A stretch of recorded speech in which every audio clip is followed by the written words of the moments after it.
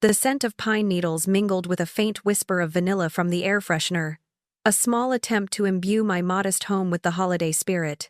It was Christmas Eve, and at 70 years old, I, Eleanor, was preparing for what I hoped would be a magical evening.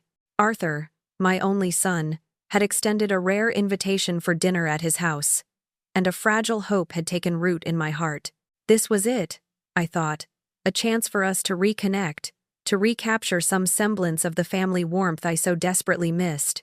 I hummed a forgotten carol as I carefully wrapped the final gift.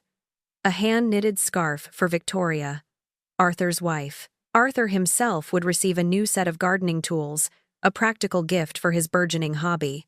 My hands, gnarled with age and a lifetime of hard work, moved with a practiced grace. Every stitch, every fold of wrapping paper, was infused with love and anticipation. Arthur. My Arthur. He was the sun, moon, and stars of my existence for so long. I remembered his chubby baby fingers gripping mine, his first wobbly steps, the way his laughter used to echo through our small home.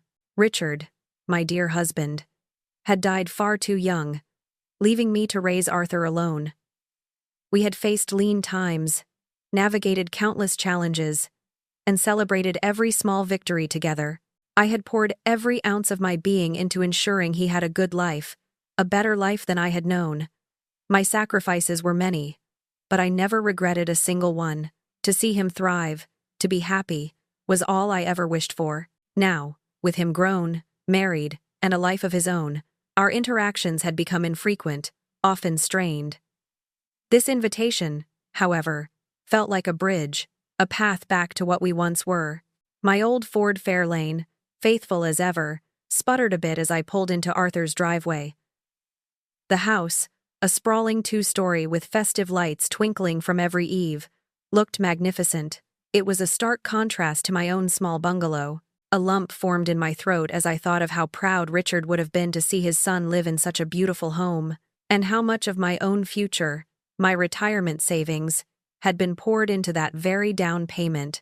I pushed the thought away, focusing instead on the bright promise of the evening. With my arms laden with gifts, I approached the front door, my heart thrumming with a mix of excitement and nerves. I pressed the doorbell, listening to the cheerful chime from within. After a moment, the door opened a crack, revealing Victoria's face. Her expression was not one of holiday cheer, but rather a cold, annoyed mask. Her eyes, usually sharp and assessing, seemed to bore into me with a distinct lack of welcome. "Eleanor," she said, her voice flat, barely above a whisper. Her gaze flickered over my outstretched arms, laden with brightly wrapped packages, before settling back on my face with an unmistakable air of disapproval. I smiled, trying to inject warmth into the strained moment. "Victoria, dear, Merry Christmas Eve. I'm so happy to be here." She didn't return the smile. Instead, she pushed the door open just enough for me to see a glimpse of the bustling entryway behind her. Crystal chandeliers gleamed, and the murmur of distant conversation, punctuated by bursts of laughter, suggested a lively party was already in full swing. "Tonight isn't a good night, Eleanor," Victoria stated, her tone chillingly dismissive. "We have some very important guests over.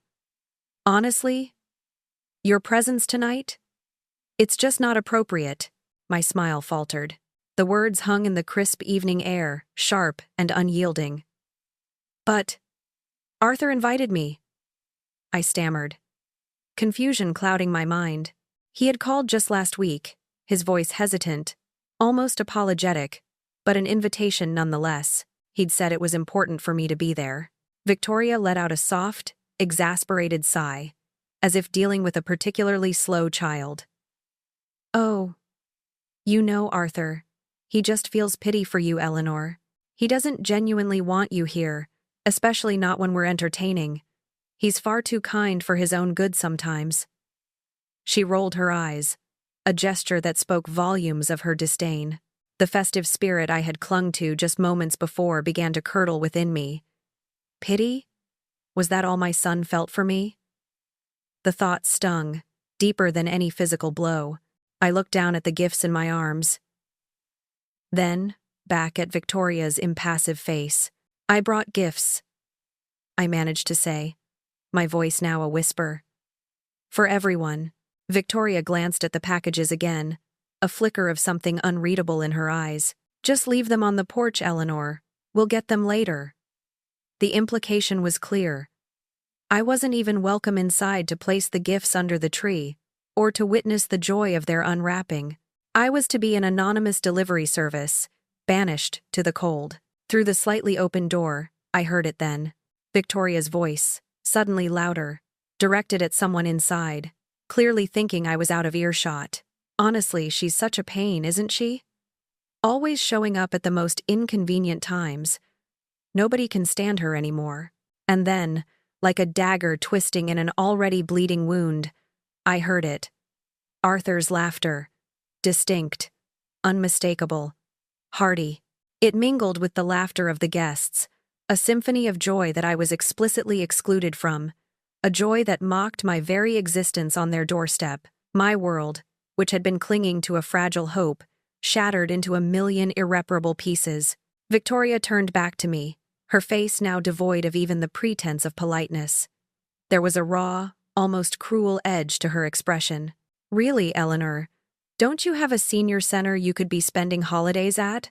Somewhere you'd actually be welcome?" Her words dripped with condescension, a final, brutal push meant to banish me completely. My chest tightened, a suffocating weight settling upon me. Devastation washed over me, cold and absolute. I didn't say another word. I simply bent down, my movements slow and deliberate, and placed the carefully wrapped gifts on the porch, next to a festive reindeer decoration. The paper crinkled softly, a sound that felt deafening in the silence that had fallen between us. I straightened up, meeting Victoria's gaze one last time. There was no anger in my eyes, no plea. Only a profound, hollow emptiness. And then, a strange, crystalline clarity began to emerge through the haze of my pain. Victoria had no idea, absolutely no idea, what was coming in a few days. She didn't know the extent of the foolishness and cruelty she had just inflicted. I turned and walked back to my cold car, the December air biting at my exposed skin. But the cold I felt had nothing to do with the weather. The drive home was a blur of streetlights and the dark silhouettes of houses adorned with cheerful, blinking decorations. Each twinkling bulb felt like a cruel mockery, a stark reminder of the warmth and belonging I had just been denied. Victoria's words, sharp and laced with disdain, replayed in my mind like a broken record. Pity. Not appropriate. Such a pain. And then, Arthur's laughter, a sound that should have been a comfort, now a torment. It echoed in the silent confines of my old car, vibrating through my very bones. The steering wheel felt cold beneath my hands, a reflection of the emptiness that had settled in my chest. I drove slowly, not wanting to reach my own quiet apartment, knowing what awaited me there. More silence. More emptiness. More thoughts of what might have been. When I finally pulled into my driveway, the small bungalow looked exactly as I had left it, modest, tidy, and utterly alone. Next door, Mrs. Gable's house glowed with a multitude of colored lights, a miniature festive wonderland. I could imagine her inside, perhaps baking cookies, her grandchildren laughing as they helped her decorate. A pang of longing, sharp and unwelcome, twisted in my gut. I watched her lights for a moment, a silent film playing out a happy scene I was not a part of.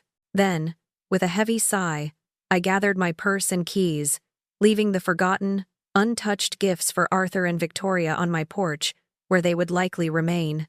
Inside, the silence was immediate and profound. It was the kind of silence that amplifies every creak of the floorboards, every whisper of the wind outside. I walked through my small living room, my hand brushing over the worn fabric of an armchair, a phantom touch of memories. My mind drifted back, pulled by an invisible thread, to a time when this house, or rather, our home, had been filled with laughter and the boisterous energy of a little boy.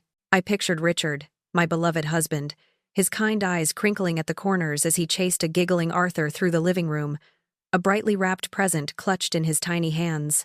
Christmas mornings were a chaotic symphony of ripped paper, excited shouts, and the comforting aroma of coffee brewing. Richard was my rock, my partner in every sense of the word. We had built a life together, simple but full of love, centered entirely around our son. Arthur was our miracle, the culmination of all our hopes and dreams. Then, at 8 years old, Arthur lost his father. Richard was gone in an instant, a sudden, merciless heart attack that ripped the foundation from beneath our feet. I remembered the world tilting, colors fading to gray, the crushing weight of grief so immense it threatened to swallow me whole. But there was Arthur, my little boy, his innocent eyes wide with confusion and sorrow. I couldn't crumble. I had to be strong. For him. I had to be both mother and father, protector and provider. The next years were a blur of relentless work. To keep our little house, to keep food on the table, to give Arthur a fighting chance at a good future. I worked 3 jobs.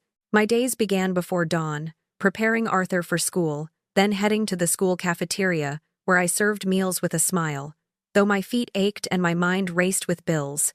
In the evenings, I changed into a crisp uniform and waited tables at a local diner, enduring long shifts and demanding customers, grateful for every tip.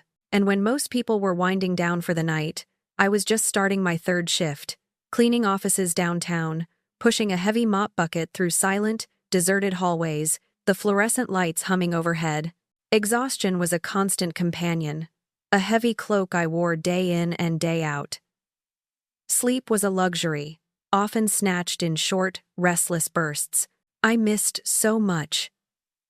Arthur's school plays, parent-teacher conferences, the small, everyday moments that make up a childhood. There were times he'd come home with a drawing, proud of his creation, and I'd be too tired to give it the attention it deserved. He was a good boy, understanding beyond his years, but I could feel the subtle shift as he grew older, a quiet distance forming between us. He was entering his teenage years, asserting his independence, and my constant absence, though necessary, undoubtedly played its part. It was a sacrifice I made with a heavy heart, always telling myself it was for his benefit, for his future. And we'd made it. Despite everything, the poverty, the loneliness, the sheer physical and emotional toll, I had raised a good son. He was bright, ambitious, and destined for great things. That I truly believed. When it came time for college, the financial strain became almost unbearable. Tuition, books, living expenses, it was a mountain of costs. I already had no savings to speak of, everything having gone into keeping us afloat. But I wouldn't let Arthur miss out on this opportunity. Not after all we'd been through.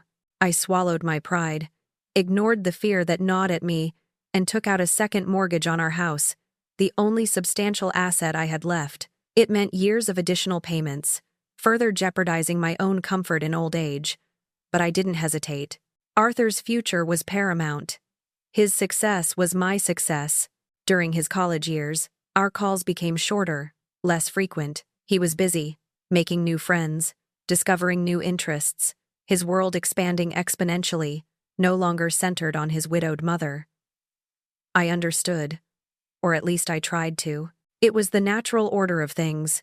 Children grow up, they fly the nest. Still, each silence, each missed call, each rushed conversation left a small ache in my heart. I remember his college graduation so clearly. I sat in the audience, bursting with pride, watching him walk across the stage in his cap and gown, a brilliant smile on his face. For a fleeting moment, as our eyes met across the sea of faces, I felt that old connection, that deep, unbreakable bond. He came to me afterward, hugged me tightly, thanked me. It was a beautiful, heartwarming moment. And then, he told me he had accepted a job in another state.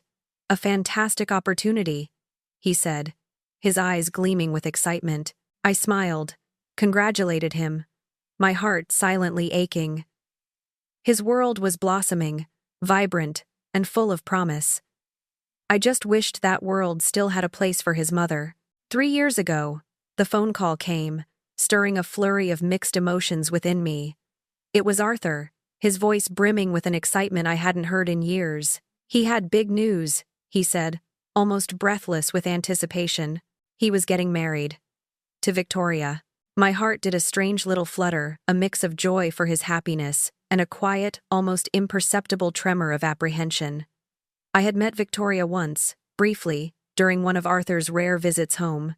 Even then, her presence was striking, almost intimidating. My tax refund that year, a modest sum I had planned to use for some much-needed repairs on the house, was immediately repurposed. A plane ticket to the distant state where Arthur now lived, and a new dress, something respectable and appropriate for such an occasion, ate up most of it. I wanted to look my best, to be a proud mother at my son's wedding. Victoria was undeniably beautiful, a vision of elegance and sophistication. Her family, whom I met at the rehearsal dinner, exuded an air of old money and established prestige. Their tailored clothes, their effortless conversation about travel and investments, made me feel acutely aware of my own simple life. My practical shoes, my hands still bearing the faint scent of dish soap from my part-time job. The wedding itself was a grand affair, held in a sprawling garden estate. I sat in a pew, surrounded by Victoria's impeccably dressed relatives and Arthur's sophisticated new friends. I smiled. I clapped. I watched my son look at his bride with adoration, and a part of me truly rejoiced for him. Yet, another part felt utterly adrift. Victoria's family, while polite, effectively dismissed me, their eyes sliding over me as if I were a distant acquaintance rather than the groom's mother. Arthur's friends, equally courteous, made small talk, but their expressions often suggested I was an obligation Arthur had to fulfill, a lingering relic from a past life he had clearly moved beyond. Victoria's initial politeness towards me, on the surface, seemed genuine, but beneath the pleasantries, I sensed a calculating gaze. Her eyes, sharp and intelligent, seemed to measure me, to assess my every word and gesture. I felt as though I was being evaluated, and found, subtly but unequivocally, lacking. She seemed to size me up against her own world, a world of privilege and effortless charm, and clearly concluded I didn't fit. It was a silent judgment, yet it resonated deeply within me, reinforcing the feeling of being an outsider looking in. After the marriage, the already infrequent calls from Arthur dwindled further, becoming mere whispers of our former connection. When he did call, the conversations felt rushed, superficial, often punctuated by the distant sound of Victoria's voice, or the subtle shift in Arthur's tone as if he were being watched. I noticed a pattern. If I called him, Victoria would often answer, her voice polite yet firm, stating Arthur was busy, or in a meeting, or simply unavailable. Messages were rarely returned. One particularly harsh memory came flooding back to me as I sat in my quiet apartment, the Christmas tree lights outside Mrs. Gable's window still twinkling relentlessly. I had been admitted to the hospital with a severe case of pneumonia. For a week, I lay there, weak and feverish, the sterile white walls mirroring the cold fear in my heart. I tried to call Arthur. Twice. Both times, Victoria answered. The first time, she listened to my labored breathing, to my explanation of being in the hospital, and then, with a cool detachment, told me Arthur was in an important meeting and would call me back when he could. He didn't. The second time, desperate and feeling my mortality closer than ever, I called again. Victoria, recognizing my number, answered with a sigh of exasperation. "Eleanor," she'd said, her voice laced with thinly veiled annoyance. "Arthur's really very busy. I told him you called, but honestly, it's just a cold, isn't it? He has important things to focus on. Don't worry him unnecessarily." My heart had sunk then, a heavy stone in my chest. I didn't have the energy to argue, to explain the seriousness of my condition. Days later, after I was discharged, a kind nurse called Arthur on my behalf, explaining the gravity of my illness. His voice on the phone, when he finally called me, was filled with genuine surprise and concern. "Mom, why didn't you tell me you were so sick?" he'd asked. his voice raw with a worry that confirmed Victoria had indeed minimized, if not outright lied, about my situation. That phone call, brief and filled with his apologies, had been a stark, undeniable confirmation of Victoria's manipulation. She had deliberately kept him from me, painted my illness as a minor inconvenience, and further isolated me from my own son. Sitting there, the chill from the night still lingering in my bones, the painful truth, long suppressed, finally solidified in my mind. It was a truth I had skirted around, made excuses for, denied for years. Victoria hadn't just accidentally created distance. She had systematically, deliberately, worked to erase me from Arthur's life. She'd intercepted calls, minimized my existence, and subtly, relentlessly, poisoned his perception of me. And Arthur had allowed it. He had chosen her world over mine, her comfort over his mother's well-being. He had been complicit in his own mother's slow, agonizing disappearance from his life. She'd built her perfect little world by carefully excising the people who might complicate it, who might remind Arthur of a life before her, a life that required effort and sacrifice rather than ease and social standing. I had been a part of that old life, a living testament to struggle and humble beginnings. I didn't fit into her polished, pristine narrative. For so long, I had believed that I was the fool, clinging to a past that no longer existed, a mother who simply couldn't let go. But as the full weight of Victoria's calculated cruelty settled upon me, a different realization dawned. I might have been a fool, yes, for not seeing it sooner, for holding on to a hope that was systematically being dismantled. But Victoria, in her arrogance and her certainty, was the bigger fool, for she had no idea that her carefully constructed world, built on deceit and emotional manipulation, was about to be shaken to its very foundations. An unexpected revelation was coming, one that would unravel everything she thought she controlled. The days that followed Christmas Eve blurred into a monotonous cycle of hollow routine. Each morning, I woke to the same silence, the same gnawing ache in my chest. The gifts I had left on Arthur and Victoria's porch remained unclaimed in my own home, a silent testament to the evening's rejection. I went through the motions of life, brewing coffee, tending to my small garden, watching the news. But my mind was a constant replay of Victoria's chilling words and Arthur's complicit laughter. The festive decorations still adorned my neighbors' houses, a stark contrast to the barren landscape of my own emotions. It felt as though the world had continued its joyful spin, leaving me stranded in a desolate, frozen corner. Then, on the morning of December 28th, just 3 days after Christmas, my phone rang. It was an unrecognized number, a string of digits from an unfamiliar area code. Usually, I let such calls go to voicemail, wary of telemarketers or scams, but something compelled me to answer. Perhaps it was the desperate hope for any break in the oppressive silence, any connection at all. "Hello?" I answered, my voice a little hoarse from disuse. A young man's voice, clear and surprisingly gentle, responded. "Yes, it is. Who is this?" I asked, a flicker of curiosity momentarily pushing aside the usual melancholia. There was a slight pause. Then he spoke, his voice taking on a more serious, almost hesitant tone. "My name is Daniel Morrison. I believe I'm your grandson." The world seemed to tilt on its axis. Grandson? The word resonated with an impossible quality. I didn't have a grandson. Arthur was my only son, and he and Victoria had no children. My mind raced, trying to process this wholly unexpected declaration. My grandson? I don't understand. I don't have a grandson. I'm Victoria's son, from a previous marriage, Daniel explained, his voice still gentle, but with an underlying current of something that sounded like pain? Or perhaps weariness. Victoria's son. A son from a previous marriage. My mind reeled. Victoria had never, not once, mentioned having a child. Not to Arthur. Not to anyone in Arthur's family. And certainly not to me. Her past, when discussed at all, had been presented as a pristine, unblemished narrative, leading directly to Arthur. This was a seismic shock, rattling the carefully constructed reality I thought I knew. Victoria never, She never mentioned you. I managed to stammer, the words feeling foreign and clumsy on my tongue. I know, Daniel said, a heavy sigh audible on the other end of the line. There's a lot she hasn't mentioned, including you, apparently. His voice hardened slightly, a subtle shift that indicated a deeper story. She actually told me quite a bit about you, though. Oh?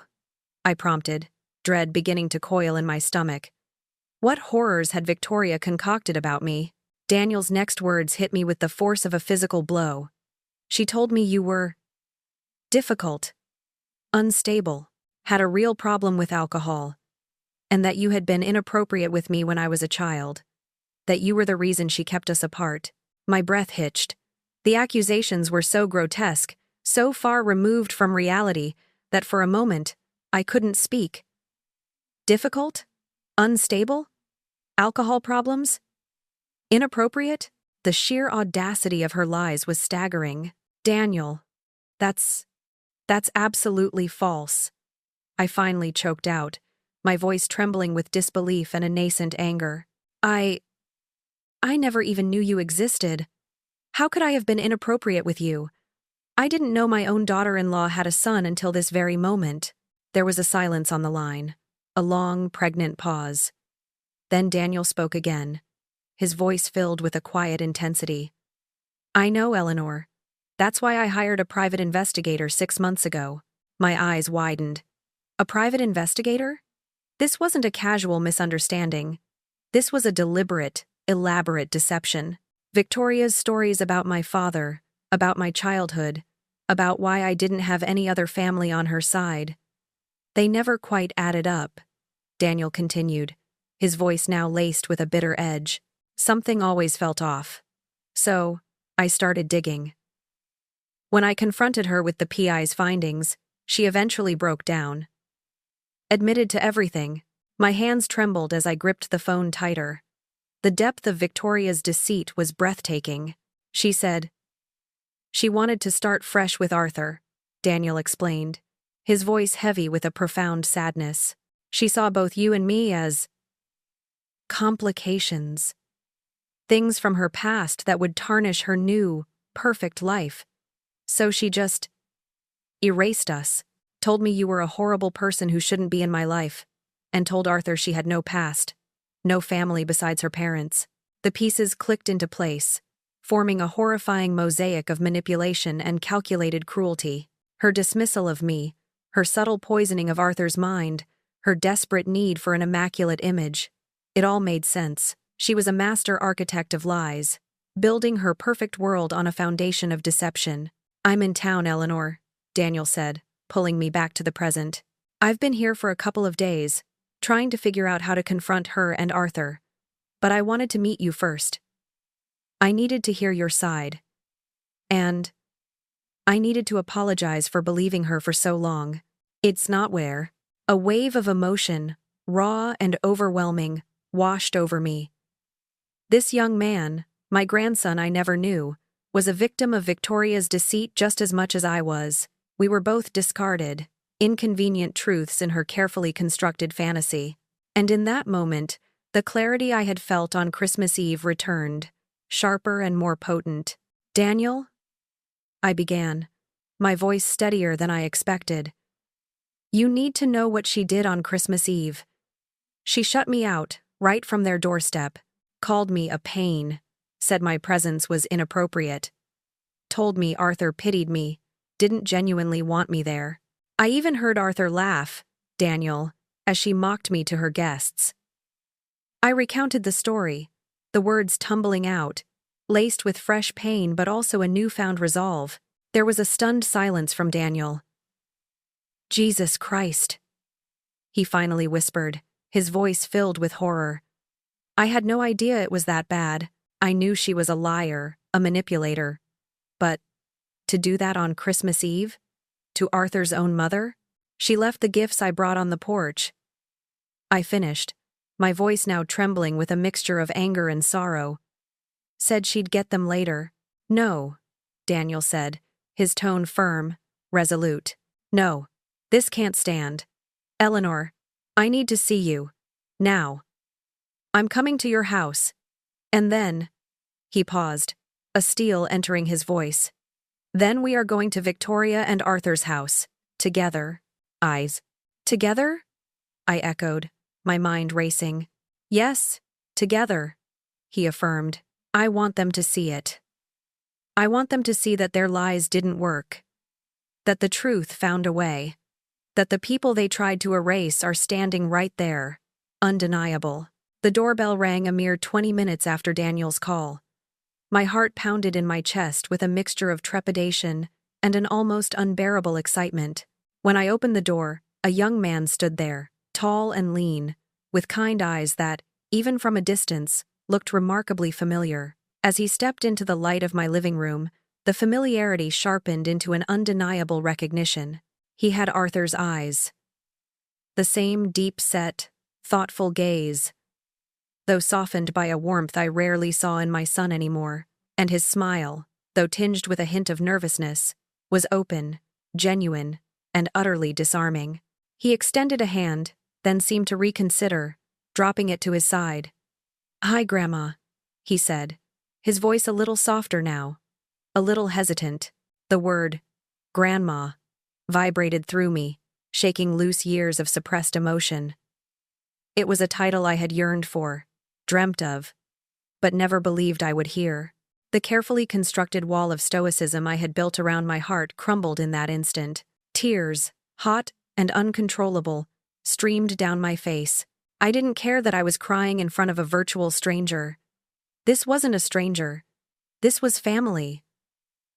I stepped forward, enveloping him in a tight hug. A hug meant to make up for 2.5 decades of missed moments, of Christmases and birthdays and scraped knees. His arms came around me, gently at first, then more firmly, a strong, comforting embrace. I buried my face in his shoulder, sobbing not just for the joy of finding him, but for the profound sorrow of the 25 years that had been so cruelly stolen from us. 25 years of not knowing this wonderful young man, of not being a part of his life, all because of Victoria's calculated deceit. After a few moments, I pulled back, wiping my eyes with the back of my hand, a watery smile on my face. "Daniel," I whispered, "it's so good to finally meet you."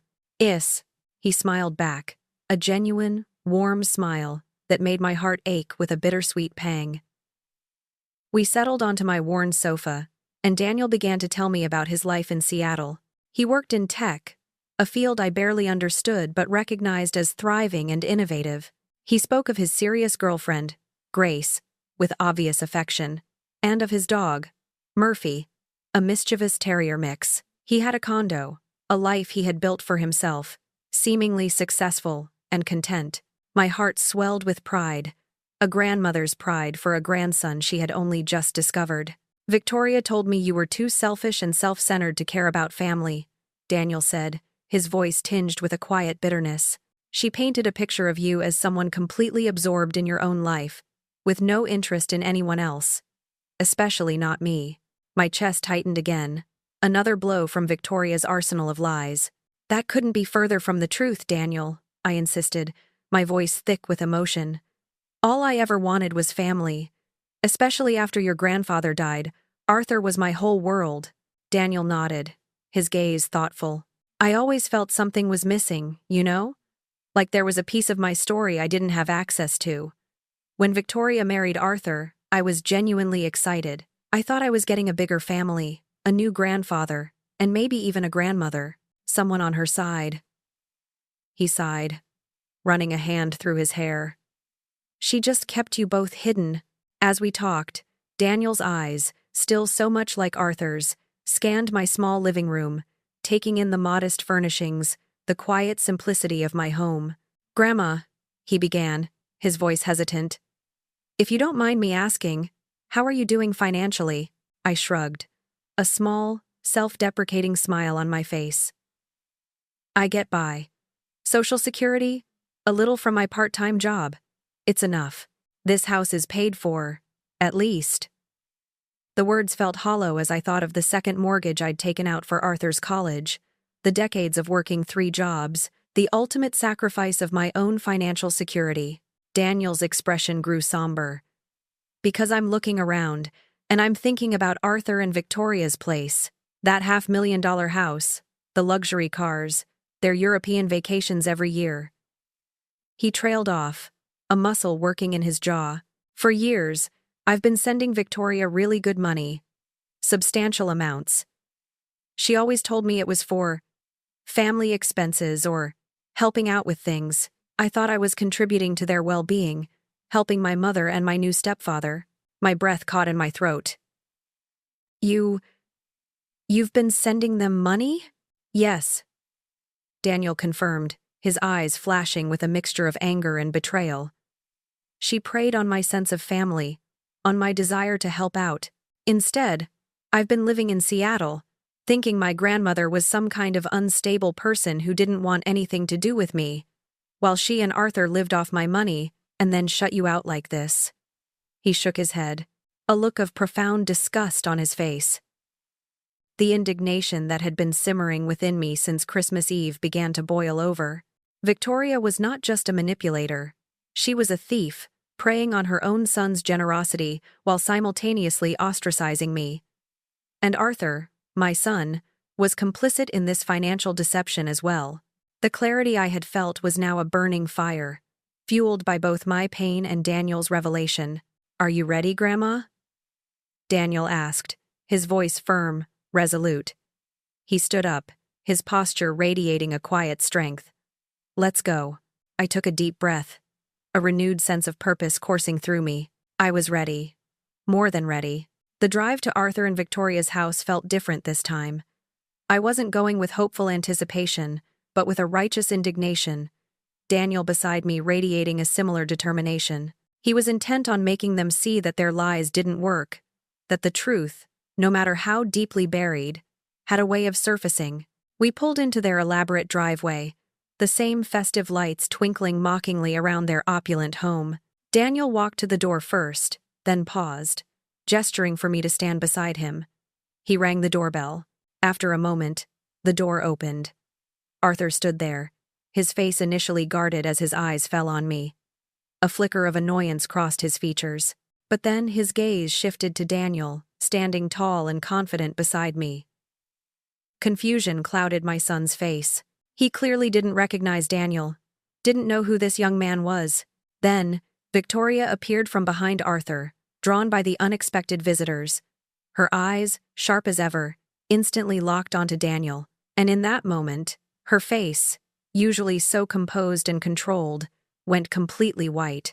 The color drained from her cheeks, leaving her looking utterly ghost-like. Her carefully constructed world was about to come crashing down. The silence that followed Victoria's spectral pallor stretched taut, thick with unspoken truths and mounting tension. Arthur, still confused, looked from Victoria's ashen face to Daniel, then back to me, an unspoken question in his eyes. He seemed utterly lost, unable to grasp the sudden, dramatic shift in the atmosphere. It was Daniel who broke the suffocating quiet, his voice cutting through the air, cold as ice, devoid of any warmth. "Hello, Mom," he said, his gaze fixed on Victoria, a terrifying calm in his eyes. "I thought it was time I met my step-grandmother. You know, the one you told me was dead. Avendoes." The words landed like a bomb. Arthur's eyes, already wide with confusion, snapped to Victoria. "Mom? What? What is he talking about? Dead? Who is he? Victoria?" His voice was laced with a dawning horror, the realization of a monumental deception beginning to dawn on him. Victoria, her face still bloodless, tried to recover, a desperate, frantic energy emanating from her. "Daniel, what are you doing here? This is not the time." She turned to Arthur, her voice thin and reedy. "Arthur, it's complicated. He's my son. From a long time ago. I told you it was complicated." Daniel scoffed, a short, sharp sound of pure contempt. "Complicated? No, Mom. You told me my grandmother was dead. You erased me from your life because I didn't fit into your new, perfect image, your flawless narrative, just like you tried to erase Eleanor." The raw honesty in Daniel's voice was undeniable. Arthur stumbled back a step, processing the revelation. A son. Victoria had a son she had hidden from him. From everyone. His entire marriage. A lie. Can we come in? I asked, my voice surprisingly steady, a new strength hardening my resolve. Or are we inappropriate guests again, Victoria? My eyes held hers, a silent challenge in their depths. Victoria, visibly panicked, finally stepped aside, gesturing vaguely into the house. We walked into the living room, a space that always felt more like a showroom than a home. It was immaculate, impersonal, reflecting Victoria's desire for perfection rather than comfort. The air was thick with unspoken accusations. Arthur finally found his voice, demanding answers from Victoria. What is going on? You have a son? Why did you never tell me? And what is he talking about? Erasing people. Victoria spun around, her eyes blazing with a desperate fury, and fixed them on me. You put him up to this, didn't you, Eleanor? You're trying to turn Arthur against me, just because you're jealous of our life. Her voice was shrill, unraveling at the seams. I didn't even know Daniel existed until this morning, Victoria. I countered, my voice calm, belying the storm within. You were so busy fabricating a perfect life, you neglected to mention a quarter-century of history. Not only did you erase Daniel from your new life, but you also tried your best to erase me from Arthur's. Isn't that right, Daniel? Daniel nodded, stepping forward. She told me you were difficult, unstable, an alcoholic, that you were inappropriate with me as a child. All lies. Just like she told you, Eleanor, that I was a complication, an unwanted reminder of a past she wanted to forget. He looked directly at Arthur, his gaze unwavering. She played us both, Arthur. Victoria, regaining a sliver of her composure, tried to deflect. He's always been a difficult child. And Eleanor is just so needy, always demanding attention. I was simply protecting our relationship, Arthur, protecting you from their eccentricities. She attempted to wrap her lies in a veneer of maternal concern, but the desperation in her eyes betrayed her. Protecting us? Daniel's voice was laced with sarcasm. Is that why you also told me you were supporting me through college and afterwards? That you needed my financial help for family expenses here because things were tight? He pulled out his phone, scrolling through it with deliberate slowness. Because, according to my bank statements, I've transferred over $50,000 to your accounts over the last 3 years. Funds I thought were helping my struggling mother and stepfather. Arthur's jaw dropped. His eyes darted between Daniel and Victoria, a mixture of shock and disbelief warring on his face. $50,000? What is he talking about, Victoria? What money? Daniel didn't wait for Victoria to respond. He held up his phone, showing them the screen, though they were too far to see the details. Let's see, there's the Christmas expenses payment from last year, right after you turned Grandma away. Oh, and the home repairs contribution, or the one for your medical bills. All lies, weren't they, Mom? All of it. Just funding your luxurious lifestyle, your European vacations. While you kept me, your own son, believing you were struggling, and kept me away from the only family I thought I had left. His voice rose with indignation, the quiet calm finally cracking. You used my money to live high, while you pushed my actual grandmother out onto the street on Christmas Eve.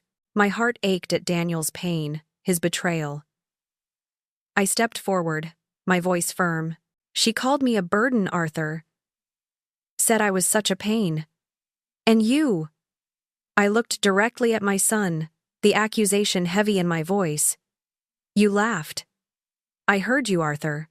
I heard your laughter as she mocked me. Your own mother, out in the cold, holding gifts, while you celebrated inside. Arthur's face crumpled. He looked at me, and for the first time in a long time, I saw genuine shame in his eyes. That look confirmed it. He knew Victoria had left me outside. He had been complicit. He had heard her words, and he had done nothing. Before he could speak, Victoria, cornered and desperate, lashed out, her voice a venomous hiss. You said yourself she was becoming a problem, Arthur. A needy old woman always trying to intrude. The accusation hung in the air, a final, damning piece of the puzzle, exposing Arthur's complicity in the systematic erasure of his own mother. The accusation from Victoria, aimed at Arthur, hung heavy in the air, a chilling echo of his complicity. Arthur stood frozen, caught between his conniving wife and his heartbroken mother, his face a mask of dawning horror. Daniel, however, had reached the end of his patience. His face was a thundercloud, his eyes blazing with a cold, righteous fury. "You're a liar, Victoria," Daniel stated, his voice low and dangerous, each word a hammer blow. "A manipulative, calculating liar. You took my money under false pretenses, money I thought was helping family. You've treated my grandmother, Eleanor, abominably. But the deepest cut, the one you can never truly mend, is that you robbed me and Eleanor of 25 years. 25 years of knowing each other, of building a relationship, of being a family." He gestured between me and himself, the unspoken pain of that loss palpable in the room. Victoria finally broke, but her tears were not of remorse. They were tears of pure, unadulterated frustration, born of being exposed. "I was under pressure," she wailed, her voice cracking. "So much pressure. You don't understand the expectations placed on me." "Pressure?" I scoffed, stepping forward, my own anger now fully ignited. "Complications? Is that what you call love, Victoria? Is that what you call family? Something to be discarded when it's inconvenient. Something to be lied about and monetized for your own selfish gain." My voice was steady, but the tremor in my hands betrayed the deep emotional turmoil within. Daniel's hand shot out, grasping the front door and kicking it open with a loud, resounding bang that echoed through the otherwise silent house. The cold night air rushed in, a fitting metaphor for the icy truth now exposed. His voice, when he spoke again, was devoid of any emotion other than utter contempt. Arthur stared at Victoria, truly seeing her for the first time. The mask of charm and sophistication had shattered, revealing a desperate, calculating woman beneath. His face was pale, his eyes wide with a horrifying realization. "Sarah," he whispered, the name unfamiliar on his tongue, a name I had never heard him use. "What else have you lied about? What else is there?" Daniel's next words delivered an even more devastating blow. "My private investigator found a few other interesting tidbits, Arthur. Things Victoria conveniently forgot to mention." He looked from Victoria's terrified face to Arthur's bewildered one. "Victoria hasn't been married once before you, Arthur, as she told you. She's been married 4 times. The confession hung in the air, a poisonous gas. Arthur reeled, stumbling back against the wall, his hands pressing against his temples, as if trying to hold his world together. 4 times? He stammered, disbelief etched into every line of his face. "That's impossible," she said. "She said you were her only previous relationship, Daniel, and it was a mistake of her youth. A mistake of her youth that produced a son she then pretended didn't exist," Daniel clarified, his tone chillingly precise. "And the marriages, Arthur? Each one followed a pattern. She'd find men with money, charm them into putting her on their accounts, and then either slowly drain their savings or, even more conveniently, wait for them to die. Victoria began to sob hysterically, burying her face in her hands, her body shaking. But Daniel ignored her, his focus entirely on Arthur, determined to lay bare the full extent of her treachery. "Her last husband, before you, was a man named Thomas Lee," Daniel continued, his voice grim, "a wealthy man in his late 60s. Victoria convinced him to add her to his life insurance policy, 6 months before he conveniently passed away from what was officially ruled a sudden heart attack. A very lucrative heart attack, I might add." Arthur staggered, a guttural sound escaping his throat. He looked at Victoria with a sickening blend of fear and utter revulsion. The woman he had married, the woman he had built a life with, was not just a liar and a manipulator. She was a predator, a professional mark. He was the next target in her carefully orchestrated scheme. Daniel then pulled up another screen on his phone, scrolling to a different set of financial records. "And just in case you thought you were immune, Arthur," he said, his voice dripping with contempt, My investigator also uncovered a private offshore account, an account into which Victoria has systematically diverted money. Funds from you, funds from me, totaling $73,000 over the last year alone. The number, $73,000, hung in the silence, a stark testament to Victoria's ongoing financial predation. Arthur stared at the phone screen, his entire body trembling. Victoria suddenly lifted her head, her face blotchy with tears, her eyes wide with a desperate plea. "No, Arthur, I love you. I wasn't going to hurt you. I needed a safety net. This is all Eleanor's fault. She's always been so difficult and judgmental. She pushed me to do it." "Bullshit," Daniel retorted, his voice cutting through her desperate cries. "You're a shark, Victoria. You targeted Arthur for his good income, his stable life, and his easily isolated, vulnerable mother. Eleanor was just an obstacle to be removed, a complication to be lied about, a pawn in your game." He looked at Arthur, his gaze firm. "You were next on her list, Arthur. You just hadn't realized it yet." Arthur was distraught. He began to pace the immaculate living room, his hands running through his hair, his face a contorted mask of anger, regret, and utter disbelief. He muttered curses under his breath, occasionally lashing out with a desperate, rhetorical question. "How could I have been so blind? All this time, how could I not see it?" I watched him, my heart a complex mix of sorrow for his pain and a simmering resentment for his complicity. When he finally paused, his eyes met mine, brimming with unshed tears. "Arthur," I began, my voice quiet but firm. "Victoria was a master manipulator, yes. But you let her convince you I was the problem. You let her isolate you from your own mother. You allowed her to push me out of your life, to dismiss me as a burden."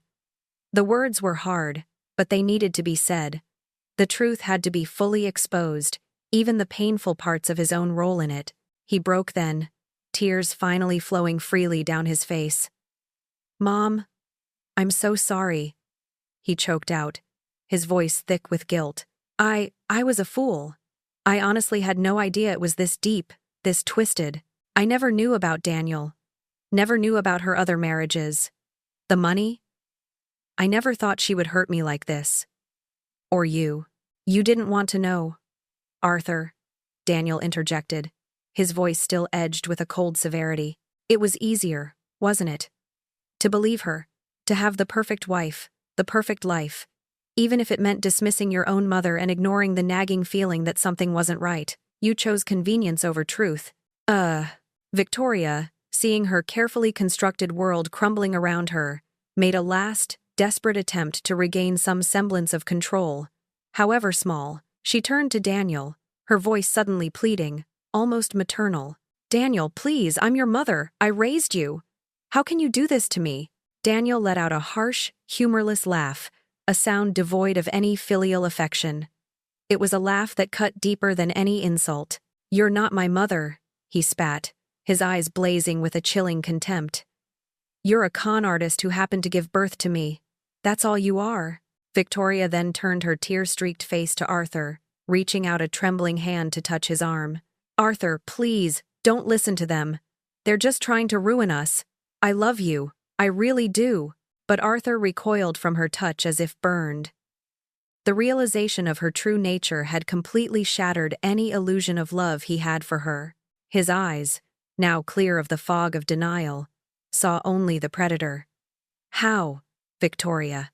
he asked, his voice raw with pain. "How could you possibly undo years of lies, of stolen money, of stolen relationships? How do I ever trust anything you've ever told me again?" Daniel stepped forward, a grim satisfaction settling on his features. "She won't have the chance to try, Arthur." He turned back to Victoria, his gaze unwavering. "All the findings from my private investigator, all the evidence of your financial scams, your history of targeting wealthy men, I've already forwarded it all to the FBI Fraud Division. And given her history with Thomas Lee, I also highlighted the suspicious circumstances surrounding his death. They'll be looking into potential murder for insurance money, as well as wire fraud and identity theft." As if on cue, a sharp, authoritative knock echoed through the now open front door. We all turned, a collective gasp escaping our lips. Standing on the porch were two figures in dark suits, their expressions unreadable. FBI, one of them stated, holding up a badge. Agents Morrison and Chen. We're here for Victoria Vance. Victoria let out a blood-curdling scream, a primal sound of terror and desperation. No, you can't. I haven't done anything. This is a setup. Eleanor, you witch. You'll pay for this. She tried to scramble away, her eyes wild, but the agents were swift and efficient. They moved in, securing her arms behind her back. The cold click of handcuffs echoed in the shocked silence. Victoria Vance, you are under arrest. Agent Morrison began, reading her rights with a practiced cadence. As they led her away, Victoria twisted her head, her eyes fixed on me, burning with a hatred so intense it almost made me flinch. I'll get you for this, Eleanor. You hear me? I'll make you regret this. Agent Chen, a stern-faced woman, gave Victoria a sharp tug. I wouldn't make any more threats, Miss Vance. You're already in enough trouble. The agents ushered Victoria out into the night, her desperate pleas and curses fading as they disappeared down the driveway. The door swung shut behind them, leaving Eleanor, Arthur, and Daniel in a stunned, profound silence. The air, which had been thick with tension, now felt strangely light, as if a heavy burden had been lifted. Daniel looked at me, then at Arthur. A small, knowing smile, finally gracing his lips. She's going to prison for a very long time. He paused. Then his smile widened slightly. But for us, Eleanor, Arthur, it's just beginning.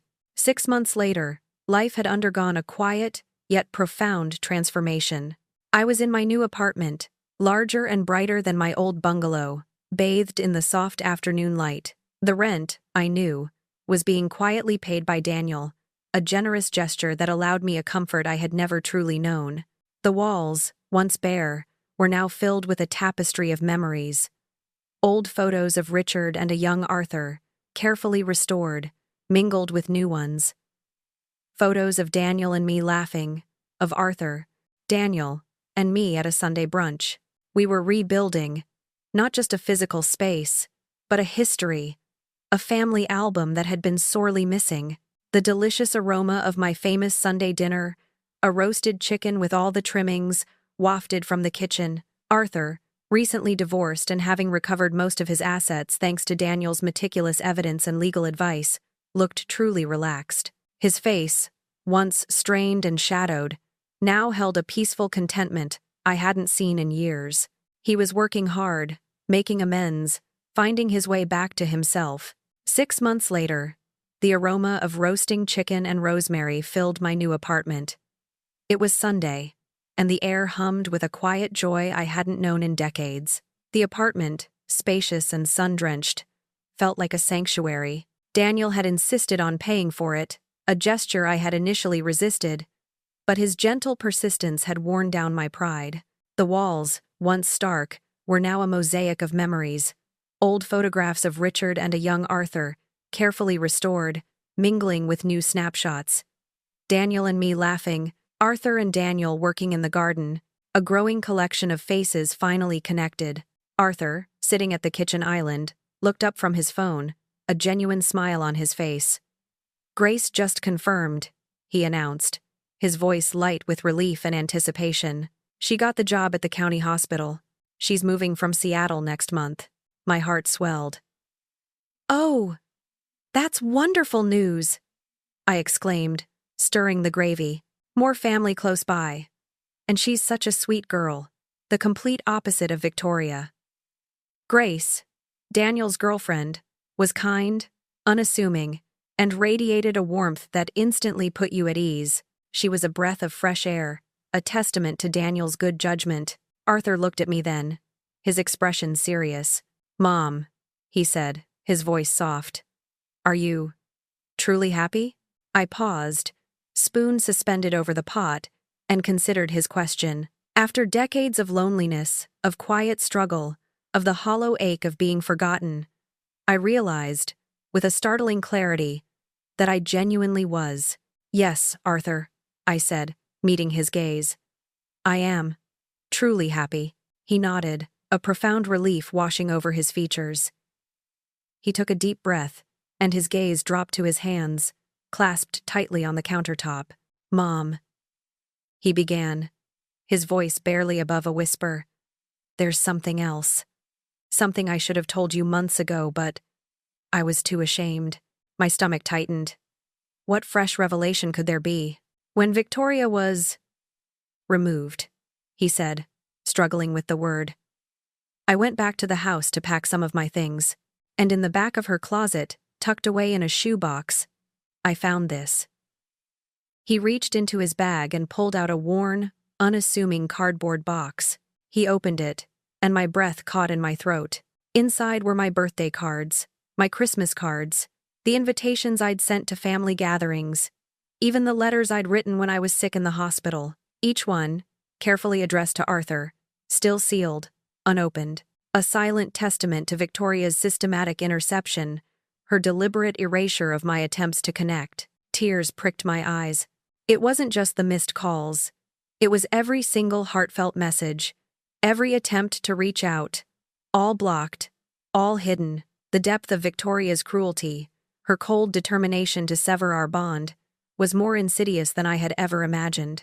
Arthur picked up a faded envelope, his hands trembling. This one, he said, his voice thick with emotion. This was from right after we got married. I never saw it.